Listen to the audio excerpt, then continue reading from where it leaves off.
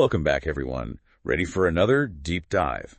Today, we're going to be exploring a book called Mind Fodder 42, Thought Nuggets to Feed Your Personal and Professional Evolution. Oh, that sounds interesting. It is, especially because it's written by someone who's worn a lot of hats. Yeah. We're talking wilderness, survivalist, salesperson, filmmaker, even a sales trainer and consultant. Wow, all before writing a book. Yeah, his name is Tyler Sauve. And this book is like a collection of all the wisdom nuggets he's picked up along the way. Makes sense. So it's like we're getting a personalized mentorship session from someone who's, well, pretty much done it all. I like that. And we're going to be diving into some really intriguing stories, like this one about a grade school journal assignment that kind of sparked this like lifelong love of writing for Tyler. And then there's this crazy story about a scorpion encounter in Mexico. Oh, and we can't forget about the art of apologizing. The art of apologizing. You heard that right. It's Yeah. going to be good. And towards the end, we'll even talk about, get this, the power of choosing your problems. Okay, I am definitely intrigued. Me too. All right, let's jump in. So, Tyler kicks things off with this story called Imaginary Sister. It's about a journaling assignment he had in 3rd grade. Ah, the joys of elementary school. Right. So the teacher tells the class to just write. Like, no rules, just free expression. And Tyler, he gets so excited about this, he even asks if he can take the journal home to work on it. Oh, that's cute. Eager little writer. I know, right? But then his teacher says no. Oh. And this is where things get interesting. Because for Tyler, this little no sparked something. How so? Well, it wasn't really about the journal itself. It was more like this restriction felt like someone was trying to limit his creativity. I see, like a bit of a rebellion brewing. Exactly. It made him question why adults put these boundaries in place, even if they seem totally random. That's a good point. I remember feeling that way as a kid, too. Like, what's the big deal? So it became less about the actual journal and more about this, like, questioning of the status quo. Challenging authority, right? Exactly. And this experience, it really highlights how our early influences can shape how we see things. You know, like creativity and even authority. Absolutely. Makes you wonder what no's shaped our own perspectives, doesn't it? Totally. And this whole idea of perspective, it comes up again in another story Tyler tells. This time, it's a joke about a woman who goes to the doctor. A joke. Okay, I'm all ears. So this woman, she's super embarrassed because she has, like, silent but really frequent farts. Oh, dear. So she goes to the doctor and explains the situation. I bet that was an interesting conversation. The doctor listens patiently and gives her a prescription. She takes it for a week, but when she goes back, she's furious.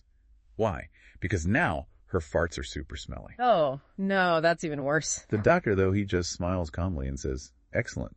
Now that we've cleared your sinuses, we can work on your hearing." Wait, what? So she was actually deaf? The whole time. She was so focused on what she thought was the problem that she completely missed the real issue. Wow. That is a pretty funny way to show how our self-perception can be so different from how others see us. Right. And it makes you realize just how important clear communication is. Like, if that woman had explained what she was hearing, maybe the doctor would have figured it out sooner. No kidding. I wonder how often misunderstandings happen because we don't communicate clearly enough. Have you ever had one of those moments? Oh, for sure. I think we all have. It makes you wonder, how many times we're actually focused on the wrong problem, or how many times things could have gone differently if we just communicated better. It really does. And it all circles back to that idea of perspective, which seems to be a big theme in this book. It's like how we see things shapes our whole experience. Absolutely. And, Tyler does a great job of using these everyday stories, like that joke, to highlight some pretty profound lessons. I like that approach. Makes it relatable. Exactly. It's not just theory. It's like practical wisdom we can actually apply to our own lives. And speaking of practical wisdom, he has this really great story about a father teaching his son about apologies. Okay, I'm curious. How do you teach someone about apologies? Well, this father, he asks his son to hold out a plate in front of him and then drop it. So the plate shatters into a million pieces. Of course. Then he asks his son to apologize to the plate. The plate? What's that gonna do? That's exactly what the son thought too. He's like, sorry.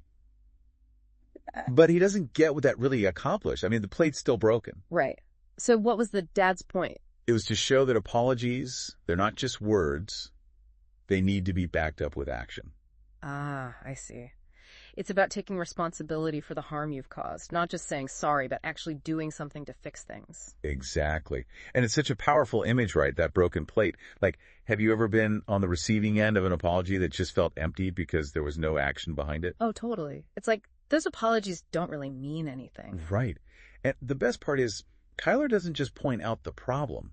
He actually offers a solution. Oh, tell me more.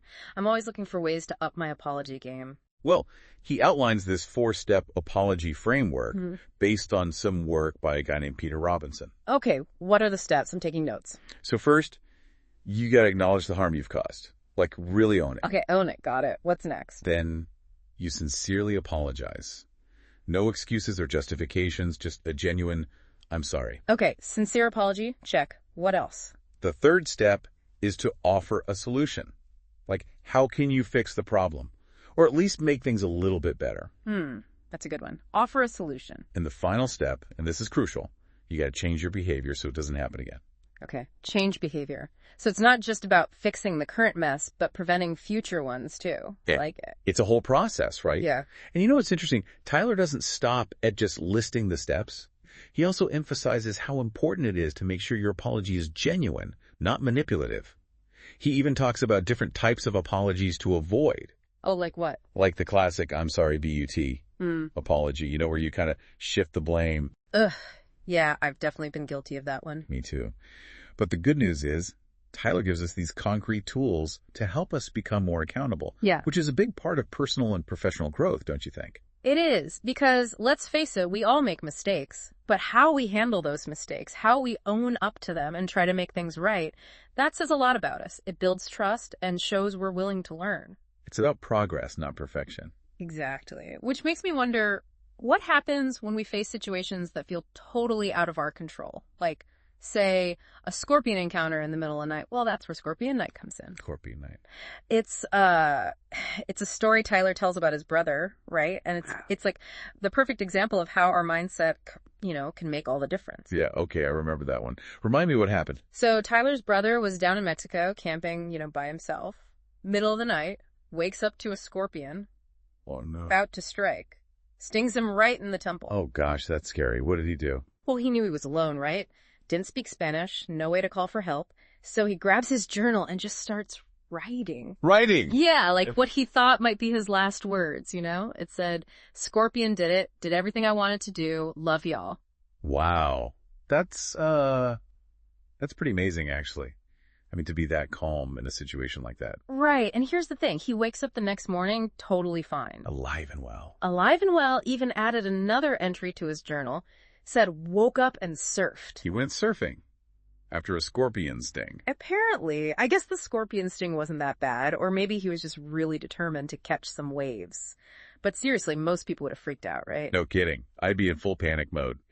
But he just, accepted the uncertainty, Focus on what he could control. Exactly. Yeah. He even found a way to make a little joke about it. It's a crazy story, right. But there's a real lesson in there, right? Yeah. About resilience. For sure. It's like he could have spiraled, but he chose to focus on what was important and even find humor in the situation. Which is so hard to do when you're facing, a scorpion, so to speak. What are our scorpions and how can we be more like Tyler's brother when they show up? That's the million-dollar question, isn't it? And it makes me think about another theme Tyler explores in the book, the spirit of giving. Because sometimes it's not just about surviving those tough moments ourselves, it's about how we show up for others. Okay, I'm intrigued. How does the spirit of giving play into all this? Well, Tyler tells this really heartwarming story about his brother going through a phase, like a lot of kids do, where he starts to doubt Santa Claus. Ah, yeah, I remember that feeling. The world kind of shifts when you realize Santa isn't real. Totally. So Tyler's brother, he decides to confront their mom about it. Oh, no. But instead of dismissing his concerns, she has this really thoughtful conversation with him about the true meaning of Santa Claus. What does she say? She explained that Santa isn't just about a guy in a red suit or flying reindeer. It's about kindness and selflessness. It's about giving without expecting anything in return. Okay, yeah, that's a much bigger idea. Exactly. It's not about the presents. It's about the spirit behind them, So it's like she shifted his perspective from the superficial to, the heart of what really matters. Exactly. And that year, for Christmas, you know what Tyler's brother did?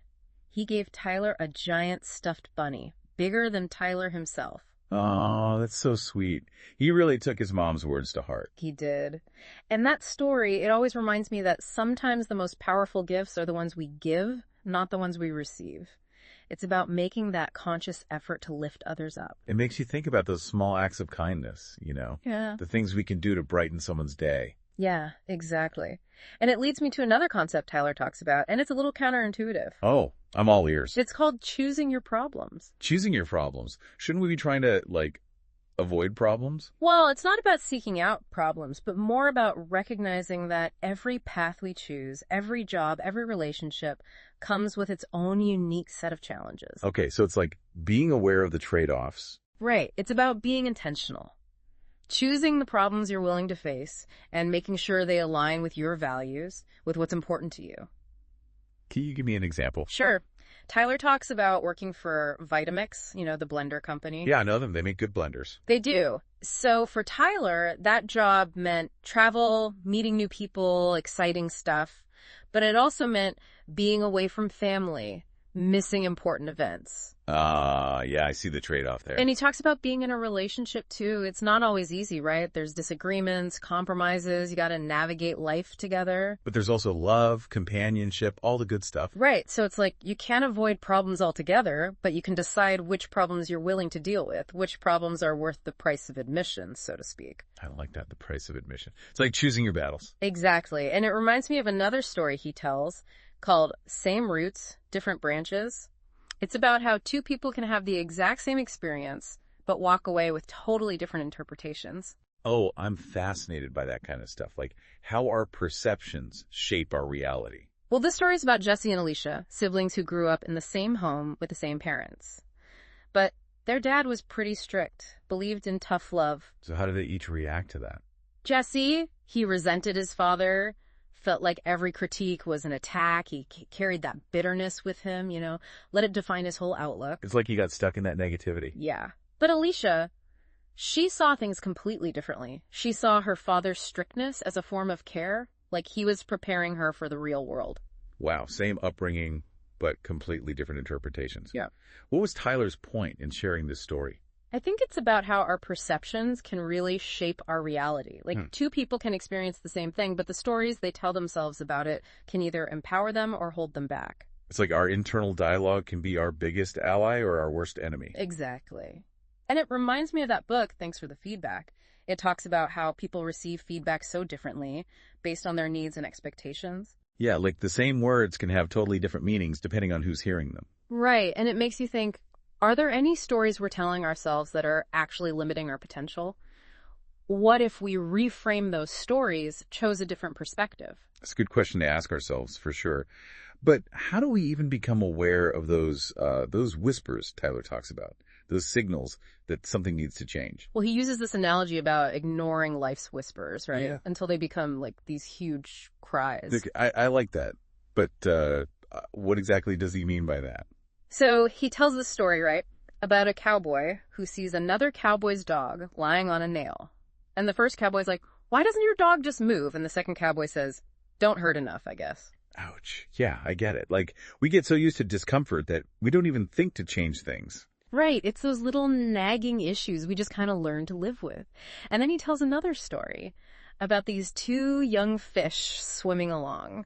And they come across this older fish, like a wise old fish, who asks, how's the water? And the young fish are like, what do you mean? It's water. They don't even realize it's there. So it's like those things we take for granted, the things that shape our lives without us even realizing it. Yeah, those underlying currents. And it makes you think, what are the nails in your life? The things you've become so used to that you don't even notice the discomfort anymore. That's a good question. It's like we need to pay attention to those whispers before they become screams. Exactly. And thinking back to Tyler's story about competing in Skills Canada, do you think he was tuning into any of those whispers before the provincial competition? Well, he did talk about having a lot of self-doubt going into nationals. Right. Like he wasn't sure if he could handle the pressure or if he even deserved to be there. It's like that imposter syndrome a lot of people feel. Yeah, that feeling of not being good enough, even when you've already accomplished so much. But despite all that, he pushed through. And guess what? He won again. That's incredible. It's like he was able to quiet those whispers of self-doubt. and really step into his potential. It's inspiring, right? Like, he didn't let fear hold him back. It makes you realize how much power we have to overcome those negative thoughts, those limiting beliefs. And this was all before he went through that terrifying experience with the home invasion. Oh, yeah. That was a brutal experience. I mean, both Tyler and his father were seriously injured. But even after that, Tyler competed at the National Skills Canada competition just days later. With a broken jaw. I remember that part. It's amazing, right? It's like, talk about resilience. He could have easily given up. He chose to keep going. He didn't let that experience define him. And, it also makes me think about his ability to pivot and adapt. Like when he was told he was overqualified for film school. Oh, yeah, that's a good one. Instead of settling, he actually moved provinces to find a program that would challenge him. It must have been a tough decision, but it shows real dedication. And it reminds me of the stories about his in-laws, Rose and Luciano. Oh, yeah, they're both incredible. Rose, with all the challenges she faced, overcoming language barriers and setbacks in her career, and Luciano immigrating to Canada as a teenager and working his way up. They're both such inspiring examples of resilience. Their stories highlight that growth isn't always linear. Right. It's about those detours, those unexpected twists and turns. And speaking of detours, Tyler's career path took a few of those. He went from film school to financial services, which seems like a big leap. But the skills he learned in film school, like storytelling, they ended up being so valuable, even in a totally different field. Exactly. It's a good reminder that sometimes the things we learn, even if they seem unrelated to our goals, can come in handy in the most unexpected ways. I love that. It's like life is always teaching us, even when we don't realize it. And then there's that story about him training his service dog, Wilson. Ah, yes, Wilson. And those 4 Ds of dog training. Right. Distance, duration, difficulty, and distraction. And how those same principles can apply to our own personal growth. It's so true. Like breaking down big goals into smaller steps, building up our endurance, learning to focus amidst distractions. These are skills that can help us achieve anything. He then takes us on a bit of a journey into the world of mindfulness and visualization, right, with those guided meditations. I really loved that story about the orange. It's amazing how much power our minds have to create experiences. Oh, yeah, and the Junior Forest Wardens event where he realized how much time had passed because he was so present in that moment. It's like a whole new world opens up when we slow down and pay attention. And of course, we can't forget about all of Tyler's adventures. The skydiving, the shortest straw cabin incident, even the canceled dog sledding trip. It's like he's always embracing the unexpected, always up for a challenge. Which brings us full circle to Tyler's mom and her daily affirmation. Something wonderful is going to happen to you today. It's such a simple statement, but so powerful, right? Yeah, absolutely. It's about choosing to see the world through a lens of possibility, even when things are tough. And then there's Tyler's unique approach to interviewing, using those behavioral-based questions to uncover stories and connect on a deeper level. Like that question about losing control of your emotions. It led to such a beautiful story about his brother's rock climbing club and how it changed this kid's life. It's a great reminder that vulnerability is a strength, not a weakness. And through vulnerability, we can build these incredible connections. It's been an incredible journey exploring Mind Fodder 42 with you. I feel like I've learned so much, not just about Tyler's life, but about my own life too. Me too. And I think Tyler would agree that that's the whole point, right? It's about using these stories, these nuggets of wisdom, to spark our own growth and evolution. So keep feeding your mind with what matters. Until next time. Absolutely. Thanks for joining us on this deep dive. We'll see you next time.